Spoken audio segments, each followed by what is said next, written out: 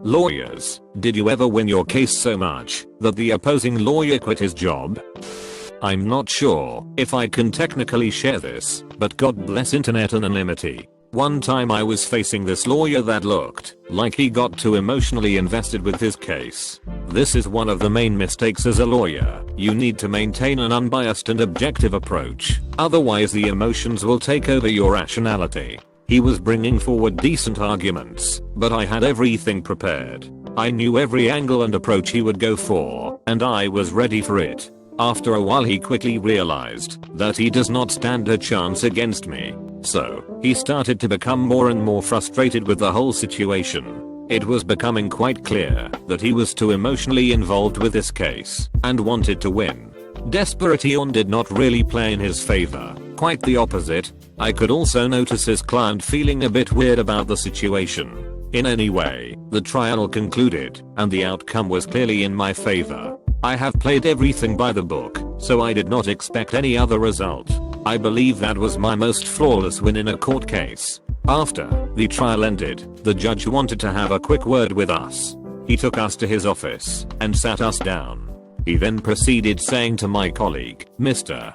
Jones, off the record, it goes without saying that your job as a lawyer is to represent your client taking into consideration the law. Any personal interests in this process cannot be deemed professional, and it is usually frowned upon.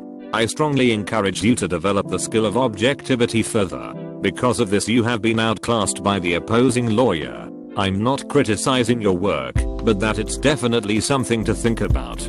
My opponent was clearly affected. He was affected by the fact that he got schooled basically. Yeah, he could have had a different approach to all this, but he also had to deal with my counter arguments which were clearly more superior. I have heard randomly after a couple of weeks that he quit his job after that case. Being a lawyer is clearly not for everyone. Most of us are not so lucky to have a rival at work. That wasn't sarcasm. Competition drives improvement and progression. I was always really competitive by nature, so I always wanted someone to push my limits. I used to have this sort of rival at work. It was this highly motivated lawyer obsessed with perfection and winning. He was way more experienced than I was given the years he spent practicing this line of work. I faced him many times in court and I never won against him, not even once. He always used to joke after saying, "Kit, the day you will win a case over me, it's the day when I will quit being a lawyer." I was always a good sport and laughed about it, but deep down, that only motivated me for the next time I will meet him. One day I had to represent this client who had been charged with burglary by one of his neighbors. Truly a delightful neighborhood dispute. I promised myself this will be the day when I will win over my nemesis and nothing will stop me. I have prepared way more and thorough than I used to for other cases. Going over my arguments again and again. Trying to think of everything he will say against me and my client and how I can respond. It got to a point where it got difficult to sleep as it was getting closer to trial. I was telling myself "Relax, you've done this many times before. Just think of him like any other lawyer." But obviously I couldn't. This was my all-time rival and my ambition was to prove to him that I can beat him. It wasn't about who is guilty or not anymore. It was about a selfish pursuit of victory. The trial started, and we quickly changed glances. He was wearing his usual confident smirk. I didn't express anything. I had to stay focused. We went back and forth with our arguments. Solid pieces of evidence were presented by both of us. Pertinent arguments were brought forward and none of us would step back now. All in all, we performed similar. The balance of justice could not incline towards one more than to another. I did my best, and I was feeling confident about it. However, it was not over yet. The outcome still needs to be decided, and it was down to the jury now to give out the final verdict. Have faith, I was thinking during all this time. All the weeks of preparation will pay off, I was telling myself. There is no way he will beat you again. When the judge read the verdict, I briefly closed my eyes before hearing the decision. They got wide open when I heard the verdict was in my favor. My cheeks hurt from the big smile I had put on afterwards. I don't think I was this happy not even on my wedding day. The opposing lawyer came over to me and shook my hand. He then said, "Well, I wasn't expecting that, kid. Well done.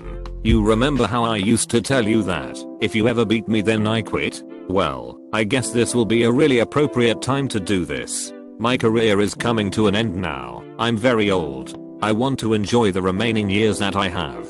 Plus, if I quit after this, you will get a really good reputation being the lawyer that got to destroy me. Now, don't take this as pity, young man.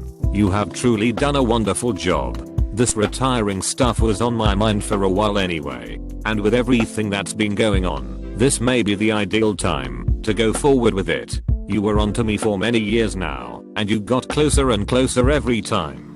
You finally got me, kid. Congratulations. I couldn't believe what I was hearing. I thought that he was just testing me, and I was expecting to face him again in court very soon. However, it turned out that he was really serious about his decision. I guess he deserves it after such a long career. Plus, he had the honor going against me. I quickly gained a reputation as one of the best lawyers around after all this happened. As I've said, embrace your opponents and make them make you better. There was this young prosecutor one day in court that really wanted to win. That wasn't going to happen anytime soon, as long as I'm defending my client. You see, being a lawyer is a difficult job, not necessarily from the legal knowledge standpoint, but more so because of the strong principles and objectivity you have to possess. Above everything else, above preparation, evidence, the judge, above all of this, it was the impression of the jury that decided the case. So, you could argue that, even though you had to possess a vast amount of knowledge, the outcome can still be decided purely based on the impression you left the jury with. Now, it is not for me to argue the strengths and weaknesses of such system. However, one must always keep in mind that the decision you were afraid of is all down to chance. As scary as that might sound. As a lawyer, you have to be prepared for that, and to take every loss as a lesson. For some this can prove very difficult. The usual concept that our legislative system does not work, and it has failed us. It works just as much as any other aspect in our society works. If you are too much of an idealist in line of work, you are going to have a bad time. So, it was the case with this young prosecutor I was facing. His case was strong, really strong for that matter. The evidence was solid, and he had all the relevant files prepared. However, he was lacking in his arguments. He had the product, but didn't know how to sell it to the public. He had to convince the jury that this man should go to prison, and I had to convince them otherwise. It's like running for an election. You can be the greatest president ever, but if your speech is bad, people would have second doubts voting for you. He was clearly nervous, but he tried to look confident. I could sense the fresh smell of a novice. This is going to be such an easy win. He was constantly making accusations against my client, and you could feel that he was trying too hard. The jury also sensed that. After he had done his bit, he sat down while he was still sweating. He was going through his evidence file, making sure he didn't miss anything. Some members of the jury were nodding here and there, but were still not convinced of his arguments. Here I come, presenting my case in the most professional and persuasive way possible, addressing the jury considering their soft side rather than rationality, performing like a true lawyer. My speech was absolutely flawless and my arguments felt like music to their ears. I knew then and there what the outcome is going to be. Looking over at the opposing lawyer, I could see him sweating already. If he didn't know before, he does now. You have to win the people in order to win the case. The final decision was in my favor, as expected. The other lawyer got really triggered by that. Another poor soul that lost faith in the power of the law. You could sense his frustration, and I understood what he was going through. However, I was too much of a veteran to care. He was so affected by the loss, blaming everything on the system, that he quit. All his years spent in school completely gone after a bad case. In a way, I felt bad that I shattered his confidence like that, but those type of situations arise sooner or later, and as a lawyer, you have to face them, and to move on. Or to quit and to move on. He chose the latter. My win over his concrete evidence and months of preparation are the obvious example our legislative system is flawed. This was the perfect example that you can do/say anything as long as you know how to present the arguments. I knew that my client was guilty, but my job is to ignore all that. I also felt that my morality was affected a bit, but I got paid too much to quit like my colleague did.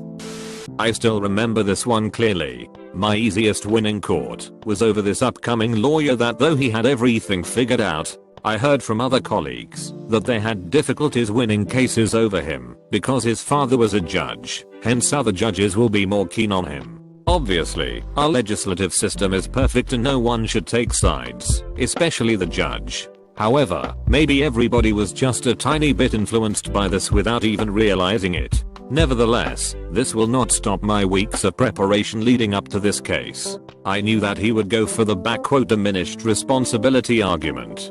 Basically, shifting the blame or responsibility from his client to all other circumstances that made his client act the way he did. In other words, his client did not intend to do what he did, but he had done it because he broke down. If the circumstances wouldn't have been so unfavorable, his client would have not committed that particular crime.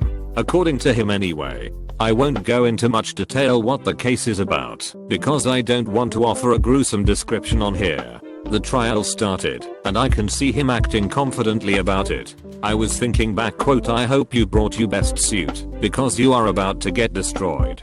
Least you can is look good. Was that a bit arrogant? Maybe. But I had confidence in my abilities to face this lawyer, and his superior attitude just triggered me even more. After the first few moments, he brings forward the diminished responsibility argument, like I knew he would. My response consisted of previous events where the client was put into similar situations and his reaction was not the same, thus implying that the product of his behavior was his own intent rather than circumstances. His face turned pale after I have presented my counter-argument. By the looks of it, he didn't have much else prepared, and he knew that he is about to lose. He tried not to look too affected by this, and continued presenting his case, even though we both knew what the outcome will be. It is quite dangerous to base your whole case on one argument. Your daddy is not going to save you now, I was thinking. Shortly after, the trial concluded and he lost. He acted surprised about it, almost throwing tantrums at the judge. I was getting quite embarrassed by the whole situation. He is just a kid trapped in a man's body who cannot take a loss. The judge said, I strongly advise you to contain yourself, Mr. Miller. There is no need to cause a scene here. We are all professionals. At least that's what I like to think. His reply made everything worse. I cannot believe the outcome. I have been clearly robbed of this win. My client was clearly the victim here. The judge could not believe what he was hearing. I couldn't believe what I was hearing. I have never seen a lawyer acting like this. The judge then said in a powerful voice, Mr. Miller, I strongly advise you to contain your behavior. The time for arguments had now passed and you lost. It is what it is. If you are not happy with the decision, please file for an appeal.